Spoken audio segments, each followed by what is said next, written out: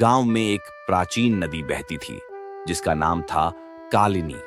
यह नदी गांव वासियों के लिए जीवनदायिनी थी, लेकिन एक समय ऐसा आया जब लोग इसे डर के साथ देखने लगे। ये नदी पहले जैसी नहीं रही थी। लोग कहते थे कि इस नदी पर एक भयानक श्राप था और वह श्राप हर किसी के जीवन में धीरे धीरे अपना असर डालने लगा।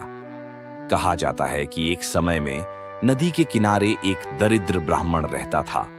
उसने एक दिन नदी के किनारे पूजा करते हुए अत्यधिक तपस्या की, लेकिन नदी के देवता ने उसकी तपस्या का अपमान किया। गुस्से में आकर ब्राह्मण ने नदी पर श्राप दे दिया। उसने कहा, हे नदी, तू अब किसी के लिए शुभ नहीं होगी, तेरे जल में अब बुराई ही होगी। तब से नदी का पानी धीरे धीरे काले और विषैले रंग में बदलने लगा। गांव वासियों ने महसूस किया कि नदी का पानी अब खेती और जीवन के लिए हानिकारक हो गया था। कुछ समय बाद गांव में लोग बीमार होने लगे। छोटे बच्चों को तेज बुखार आ जाता था और बड़े लोग अपने खेतों में काम करते समय थक जाते थे। लोग नदी का पानी अब पीते नहीं थे, परंतु फिर भी किसी न किसी रूप में उसके प्रभाव में आते थे। किसी की किस्मत खराब होती तो वह नदी के पास जाने लगता। एक दिन एक साधु बाबा गांव में आए। उन्होंने नदी के बारे में सुनी सभी बातें।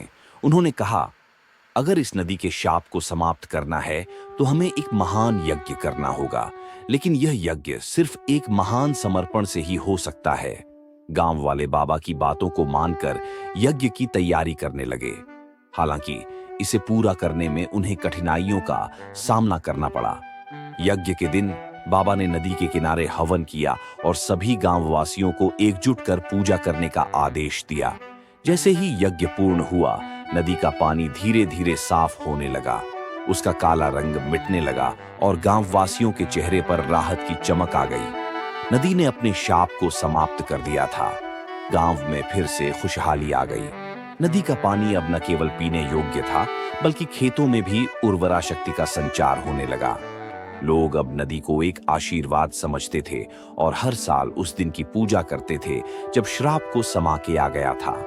गांव में अब शांति थी और नदी को एक शुभ स्थान माना जाता था। लोग जानते थे कि सच्चे समर्पण और विश्वास से किसी भी श्राप को समाप्त किया जा सकता है। कालिनी नदी अब केवल एक नदी नहीं, बल्कि गांव वासियों की एक मजबूत आस्था का प्रतीक बन गई थी।